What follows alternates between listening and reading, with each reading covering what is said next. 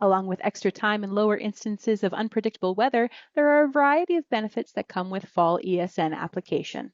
Learn more at smartnitrogen.com.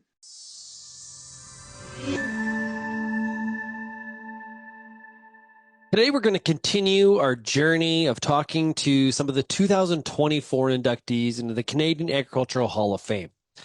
Today's guest is Dr. Charles Vincent. He's a leading figure in agricultural entomology and pest management. Over the course of his distinguished career, Vincent has made significant contributions to sustainable agriculture through innovative research and integrated pest management, better known as IPM. He's worked tirelessly to develop environmentally responsible strategies for controlling agricultural pests with a focus on minimizing chemical pesticide use while maximizing crop protection and productivity. He has a long list of groundbreaking research that have really benefited farmers across Canada and beyond. Dr. Vincent has authored numerous scientific papers and mentored the next generation of agricultural scientists and really fostered collaboration between academia, industry, and government to make stuff happen when there's a pest to be dealt with. His induction into the Canadian Agricultural Hall of Fame, it recognizes his lifelong dedication to improving the resilience of Canadian agriculture and supporting farmers with practical, science-driven solutions. Here's my conversation with Dr. Charles Vincent. Dr. Vincent, it is great to meet you and to be able to have this chance to have this chat about your career. Nice to meet you, Sean. Yeah, and congratulations on being a 2024 inductee into the Canadian Agricultural Hall of Fame. That's a big deal. Congrats. It is a big deal. Thank you. It is a big deal indeed. Yes. Now, your career has accomplished much. It's we're going to get into some of the details of it, but I want to know what sparked the passion for entomology. What was it? Yes. Okay, I was born on the island of Montreal, but I had uncles that had farms about an hour drive north of Montreal. And each summer, I asked my parents to go there to work on the farm. Just, they were vacationing on the farm, living on the island of Montreal. So I always loved agriculture for a start. And then I decided I would do studies in agronomy. And then while doing studies in agronomy at Laval University in Quebec City, I had the first job as in agricultural entomology at Agriculture Canada at l'Assomption, which is also north of Montreal, outside of Montreal. I just fell in love with the insects, and I fell in love with the challenges that insects pose to agriculture.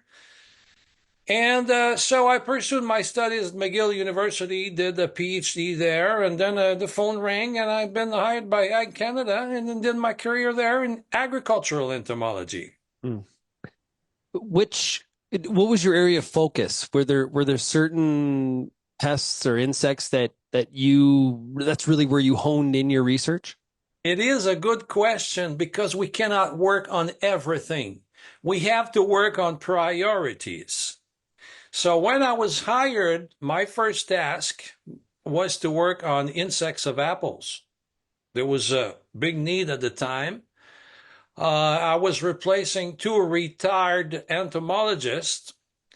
The challenges are numerous because you have about 30 insect species that attacks the apples. And so you have to find a way. And this is in essence what I did throughout my career. You have to find out a way to manage the damage of the insects, not necessarily the insects, but the damage caused by the insects, in such a way that, on one hand, it's economic for growers to do so if you choose the technologies that you're developing for them. While on the other hand, you respect the environment. Yeah. And I did this throughout my career, And so the challenge is that first for the apples is that you have numerous insects.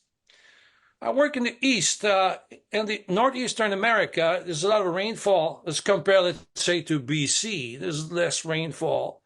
And so it's driven, the protection programs are driven by fungi. So the growers apply a lot of fungicides every year. It's raining all the time, or most of the time in spring. And so that slightly upsets the program. But, we went through it through research. And then I worked with strawberry insects, which is a big crop here in Quebec and in Canada as well. And then also I worked in vineyards. At the time, there was no research at all in vineyards. There was a fantastic opportunity to do some research, and everything was new. Everything was new. And so the growers, when they approach us, we said, all right, let's go in a room and, discuss what kind of problem you have, what kind of, what are the expectations you have, because a lot of it is about expectations. I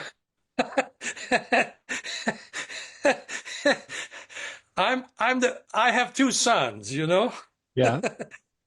A lot of it is about discipline and expectation. it's a real life a statement here, but it's like that. You have to be frank on both sides of the table. To say, I work for you, but I'm not doing miracles. Yeah. Insects are formidable opponents, formidable adversaries. Amazing.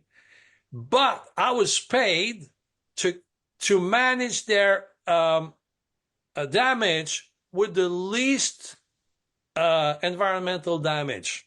This is what I did. Yeah. So that's what I've been fascinated by entomology, because if you it's not like you can. It's so dynamic. Yes, it is. So if we think about weed research, to me that's a little bit different. And then there's the dynamic environment there too. But sure, there's not the the flying in, flying out. Like there's a whole bunch of like you said, it's not like we can interview the pests and get a better understanding of their behaviors and their attitudes and what drives them, and who they're scared of and who they're not scared of, and what are they really doing there. And it's also the size that has always fascinated me. A lot of these pests that we're talking about, they're not easy to find.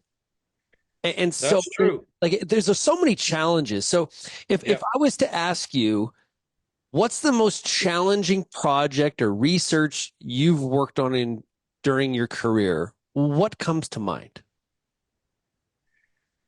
It was at the beginning, the plum curculio that attacks the apple trees. And it has a cryptic behavior. Let me explain what it means. It means that it's mostly nocturnal. Hmm. Now, I was a federal civil servant. And we worked during the nighttime, So you have to explain to your boss, I have to work in the orchard at the night. Yeah. And we did so with radioactive labels. That would be hard to do these days, but we did it.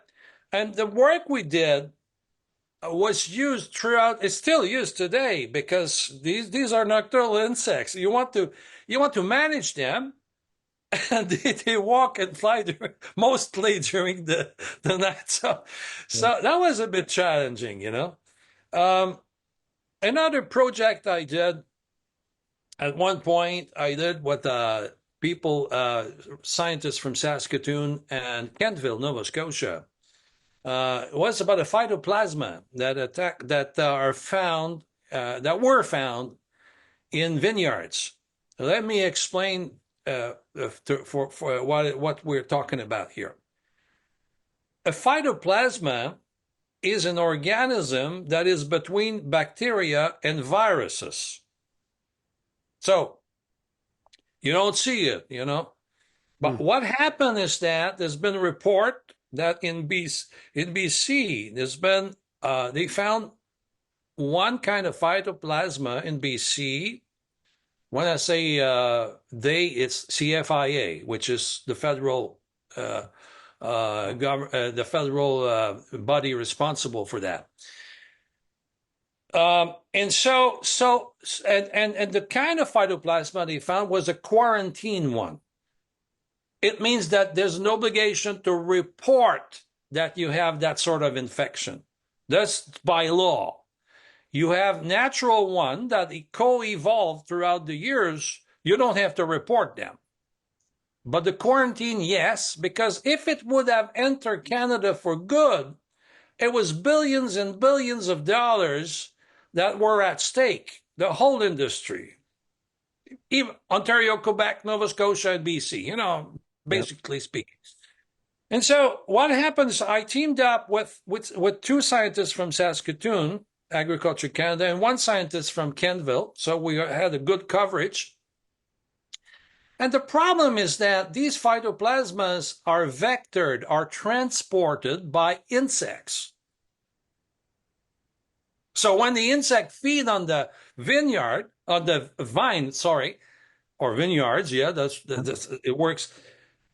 It sucks up the sap, goes to another plant, and inject the phytoplasma, which is like a small virus, if you want.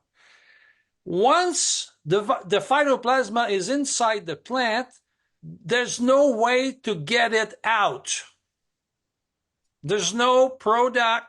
There's no way to get it out. The only way to manage the problem is to uproot the plants and burn them. Oh. It's in other words, ideal. The industry was just going down. Okay. So we were mandated to do research. Is this CFIA did an excellent job. They circumvented the problem there in one place in BC. But the question remained, do we have quarantine phytoplasma elsewhere in Canada, in which case we have to play a really fast preventive action there, So we did the research and we found none. But in doing so, we discovered a lot of new knowledge that allowed to manage the phytoplasma about insects and also about the plants. Let me give you another example. At one point, the phone rings in my in my office. Phytoplasma in blueberries. Uh-oh. High bush blueberries. For the public that listen to us, blueberries, when you consider the fruits in Canada, blueberries is the highest farm gate value. So it's important. The phone rings, there's phytoplasma. I had experience working with phytoplasma with my colleagues of Saskatoon and Kentville. So if I phoned my buddies in Saskatoon, okay, we have another problem. But the phytoplasma was only in Quebec at the time. So the question is, okay, how can we circumvent the problem and, that sort of objective? Well, in that case, what we did, and it was the same problem, if the plant was infected, you have to uproot the plant and, big cost. And what we found is that when I say we, it's a team. We devised a rapid test to test the phytoplasma in the field. When this project occurred, the blueberry project, it was maybe 10, 12 years after the vineyard project. And it's important, what I would say, is the technology during the blueberry project was ripe, was such that it was economically and technically feasible to go and to make that sort of test available to growers. And so we had to have some kind of information about the biology of the phytoplasma inside the blueberry plants. And we came up also with how-to kind of things, you know. We came up with saying that, okay, if you want to do the tests on the blueberry plants, the best time is 3 weeks. This is when you have the maximum number of phytoplasma in the plants. Otherwise, you know, the agronomist would run the field and take data, take samples, have them processed and so forth. When the title, the number of phytoplasma per leaves or fruit is very low. If you want to do that, you must do some work about the biology of the phytoplasma. When it is present, when it is high, which part of the plant do you sample? You know, we sample roots, branches, fruit, and leaves. So we came up with a cookbook approach once we have the test. Yeah. This is what the kind of work we did. Important work. Absolutely. Yeah. No question about it. So as you look forward for, you know, the entomologists in the field now and the ones that'll be doing in the future, what do you see as some of their biggest challenges? How is this area of study and research, how has it evolved, and what do you see as some of the next big hurdles? In the last 10 years of my career, which lasted 38 years, in the last decade, I witnessed the advent of insects that were invasive. Let me have a generic discussion about this, and then I will give examples. When I say invasive, I say that we don't have them here in Canada, whichever province you want, you know. We don't have them. We do have programs, protection programs against insects that take into account the several species that we have now. But in the case of invasive, they come from another continent, usually Asia or Europe, rarely Australia, and they upset our programs. Why do they upset the programs? Well, here they have no enemies. They have no natural enemies that we know of. First, the most important thing is that we don't know about these insects. They live in Japan, they live in China, they live in, Europe. We don't know. We start from scratch. The growers don't know. We don't know. So the first step, and this is the scientific method, you have to read about these insects to get knowledge. What have other people have done elsewhere, because you don't want to start from scratch. So you have to read a lot. That's my job. I'm paid to read, think, and talk, you know, and write. But that's fair enough. Yeah. At the time you read, the growers and the agronomists, they ask questions. That's their job. Mm. I understand. And that in these various situations, you have a sense of an anxiety. You know, some insects create fear. Will it upset my? I'm a grower. Will it upset my program such that I will have 30%, 40% losses at harvest, for instance, if you don't have solutions for me by the end of summer? And so this is the big challenge. In the last decade, we have several insects. And the reason why is mainly two things, two factors. It's the numerous commercial exchange that we have with the foreign countries, and insects are coming in Canada through various routes. Yep. Another factor is climate change.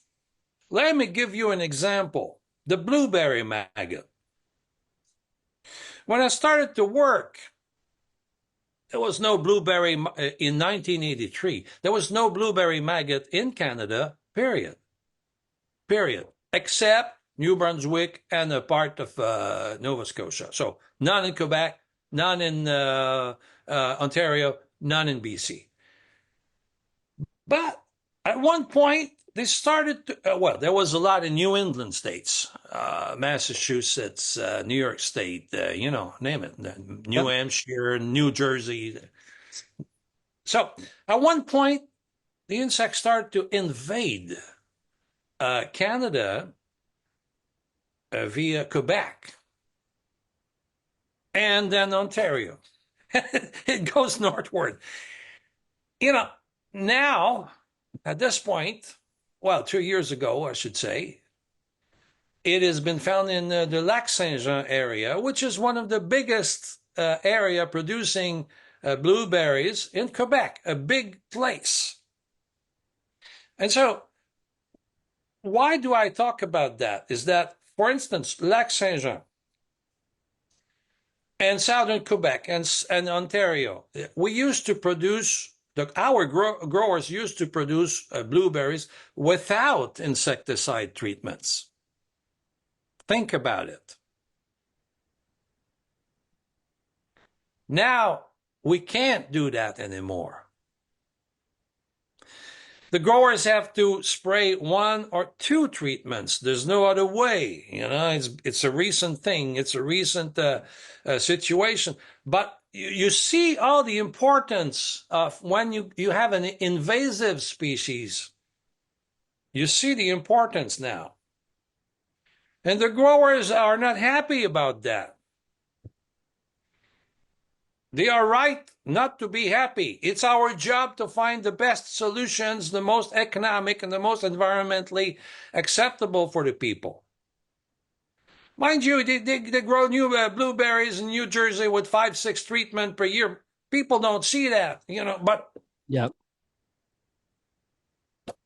So that's my answer to your question. What do I see in the future? I see a wave of invasive species. Now, I've talked to you about blueberry insects and,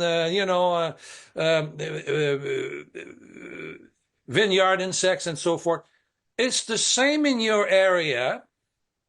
There are new insects in Saskatchewan that upsets the programs of canola, of, name it,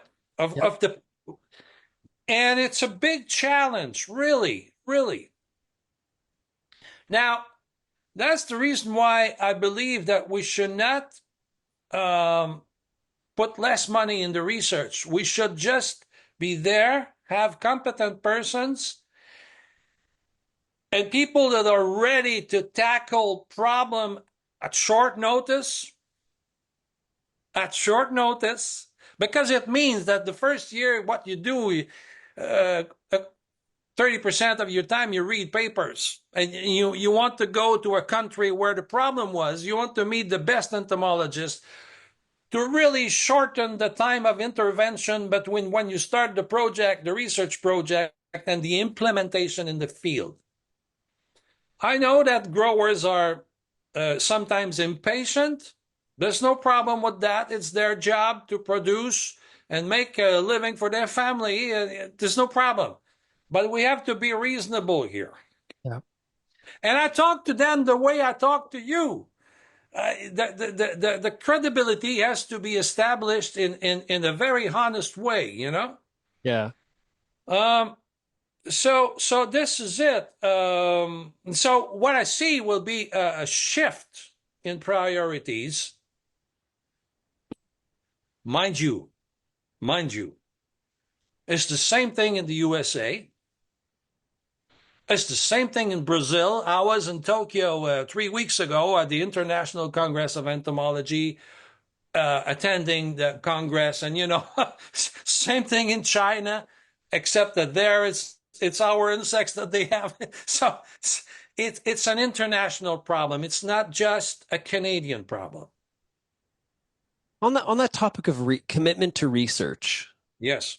um, we're having to fight for research dollars provincially, federally. There's basic research, there's applied research. Sometimes those are kind of mixed up and people don't understand the differences between the two.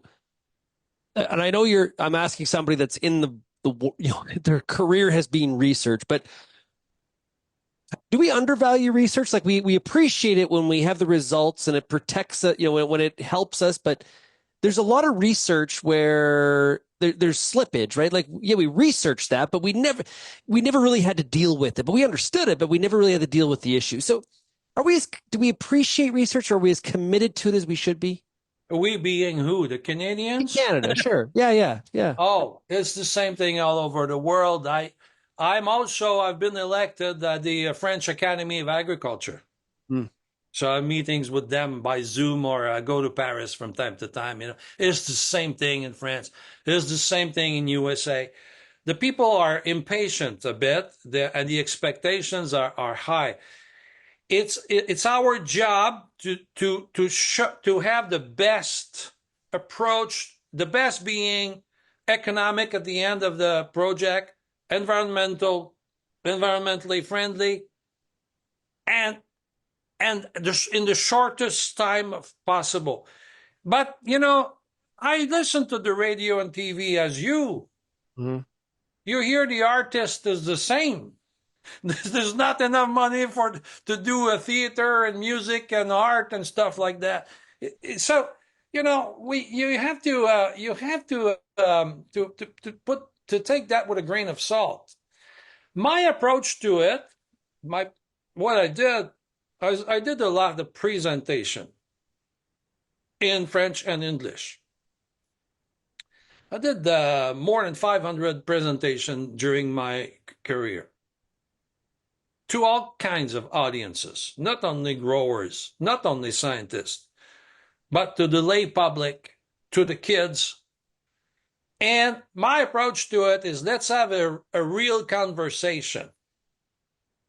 A real conversation is that someone comes in your office and say, I have this green worm eating my tomatoes. What do I do? I said, well, how many?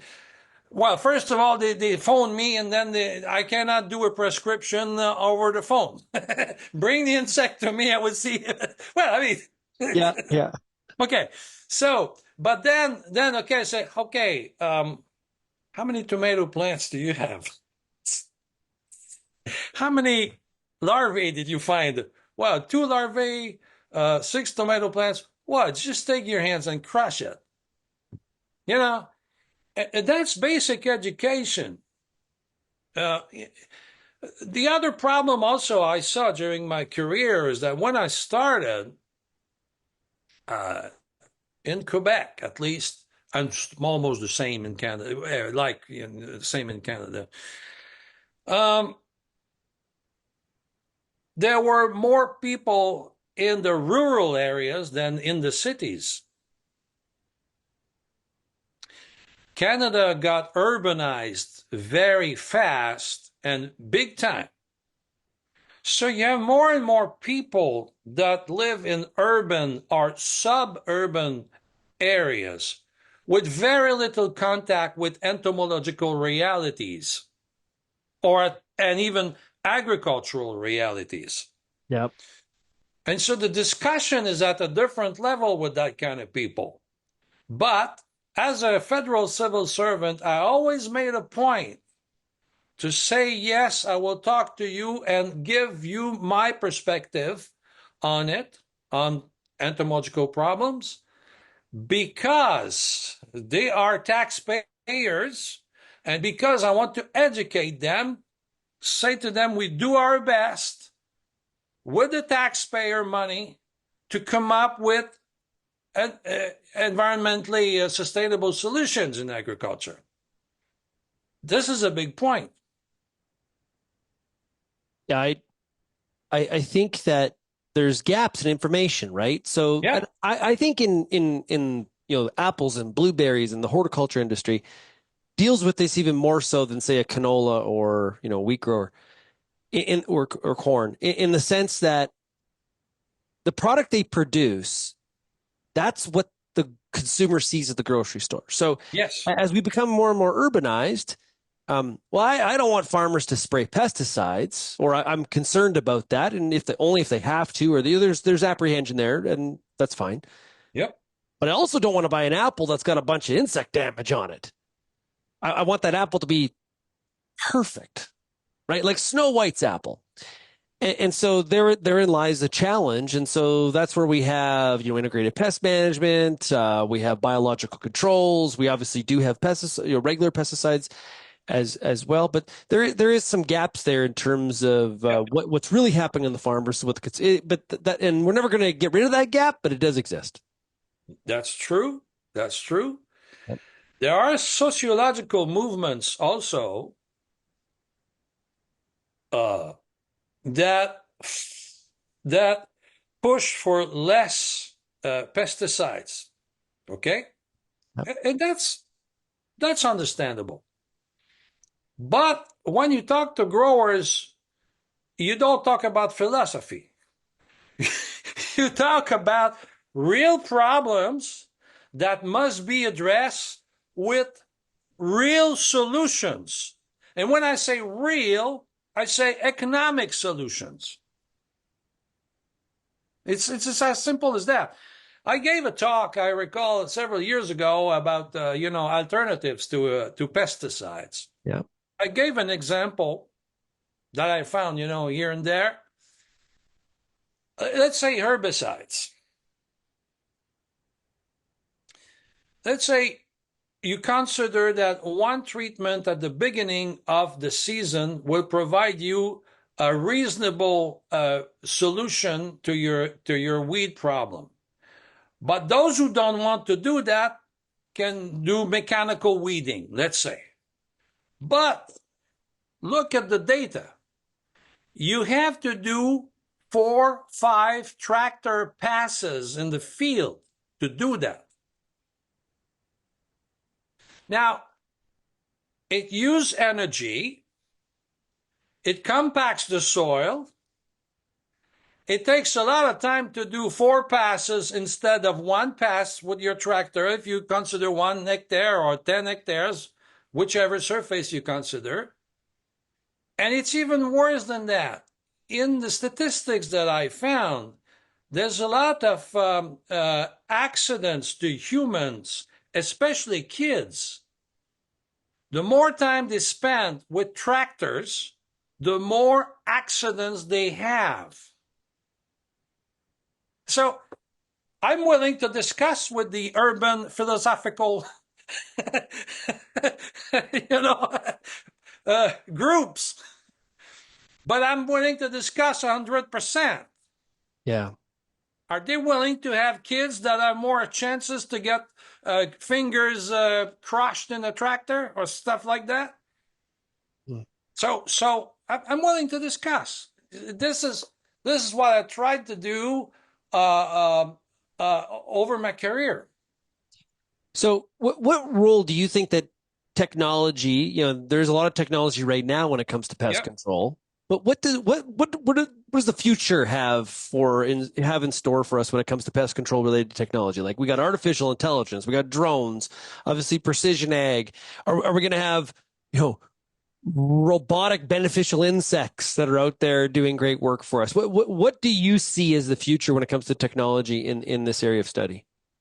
Well, it's a never-ending process where new technologies will replace old technologies. I saw, for instance, in Japan, when I was there 3 weeks ago, insect robots, really, they're working on it at the University of Tokyo. But the time that they work on it is very nice, complex. It makes great video and so forth. And the time we will be able to have that sort of technology in our fields, it will take time. What we have now is all those technologies that are driven with GPS, precision agriculture, and some of them are really amazing. I mean, Amazing. Let me give you an example. I did 12 podcasts under contract last year, and I went to an onion grower about a 1 hour drive from here, one of the biggest in Canada, by the way. He bought a machine, a robot. He's got 12 robots now. 12. Wow. Why 12? Because they don't do the same function. They don't do the same thing. One robot was quite amazing. You picture an onion field. An onion field, it grows in rows about 1.2 meters apart. And then you go with the robot, and the onions are like that. The onions foliage, it's like a small cone, at the beginning. And when you have 5 true leaves, you have weeds there. Well, believe it or not, I saw it. My God, I was impressed. The robot goes, there are cameras, very fast cameras, shine a laser light on the onion seedling, the plant, the small plant, and laser lights on the nearby plants. And then if he recognizes the plant in real time, you recognize the economic plant, the onion, and then shine a laser beam and kill the weeds in real time. 0 herbicides. Yeah. Think about that. It's amazing. Could we do that with pests? Well, the pests are mobile. Yeah. Pests are mobile. What my colleagues are doing now at Canada, some of my colleagues, they take a drone and fly it over the crops. And when it's not all the insects, but when some insects eat the plant changes the color. And so what happens is that they detect the plant that is stressed due to the insect in a very, very short time. They can do hectares and hectares. So you don't have to pay someone to walk the fields. It's that kind of thing. In order to do that, you really have to do research to really link the color of the plant. And when I say color, it's not the color that your eyes or my eyes see. It's the different wavelength and so forth. And so you have to do research to do that. It's that kind of work that in some areas will allow agriculture still to grow. Now that grower near here, the onion grower, I said, "Are you replacing workers with machines?" I'm doing a podcast and so forth. He said, no, you don't understand. I have 12 robots. He's got 200 employees. 120 are Spanish-speaking employees. You know what I mean? Mm-hmm. And so if I would not have the robots, I would need 400 employees. But when the robot is not working properly, we have to fix the robot, be it by software or by hardware, and so forth. It takes time. So it's a system where the workers, the human workers, still have value, but the overall business allows us to do more with less money and sometimes less pesticides. And you really have to find out a way to really navigate through the economic problem and the technological issues. It raises issues, really. The machine I was talking about for the herbicides, the lasers, it comes from Switzerland. Almost every week, the machine is linked to some place in Switzerland. It takes the data.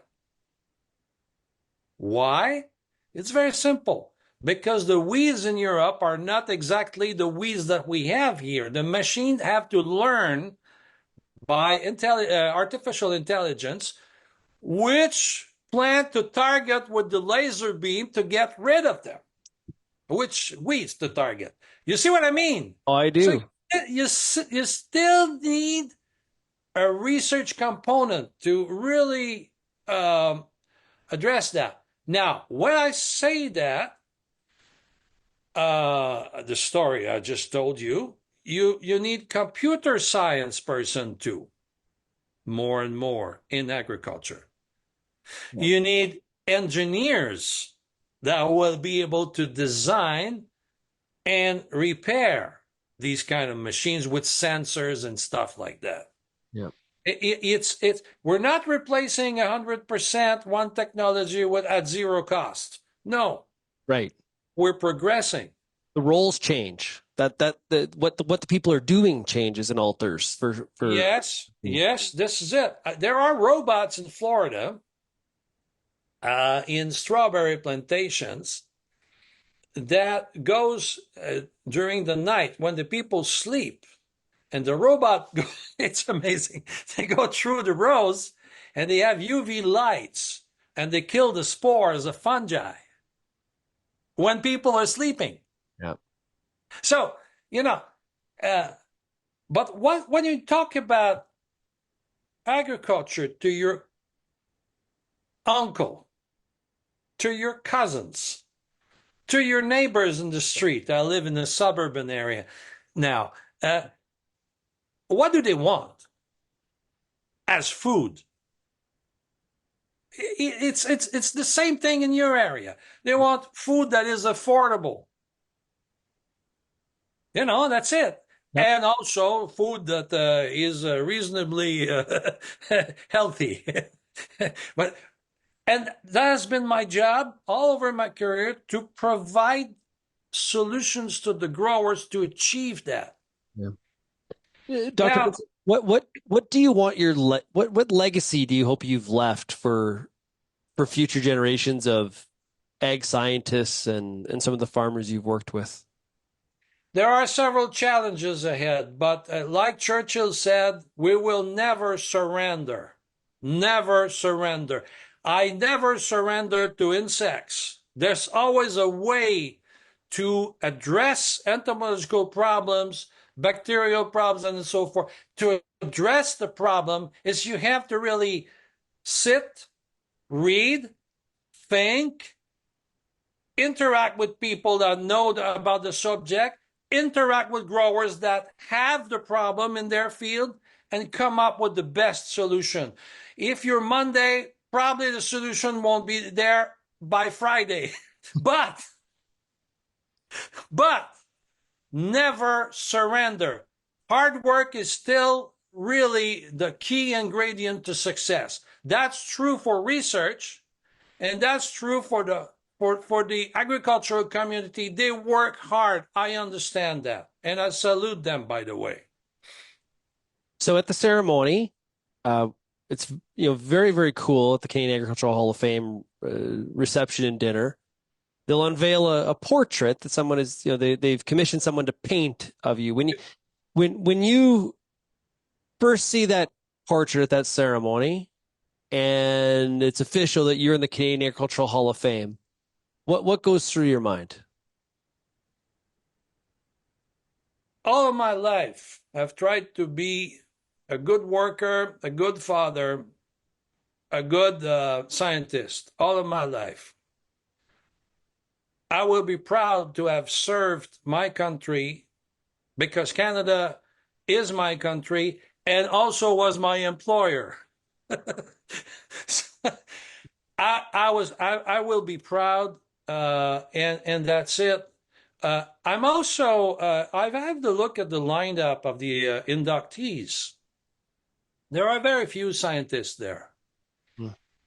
I'm proud that some scientists will make it there. We need examples for our kids, for those who follow us. This is it. So yeah. Dr. Vincent, well put. It's been great to chat with you and get to meet you and talk about your renowned career and all your accomplishments. And on behalf of Real Agriculture and the entire agricultural community in Canada, thank you for your work and your commitment to this field. And congratulations once again on being one of this year's inductees into the Canadian Agricultural Hall of Fame. The pleasure is mine, Sean. Thanks a lot, and thanks to your viewers.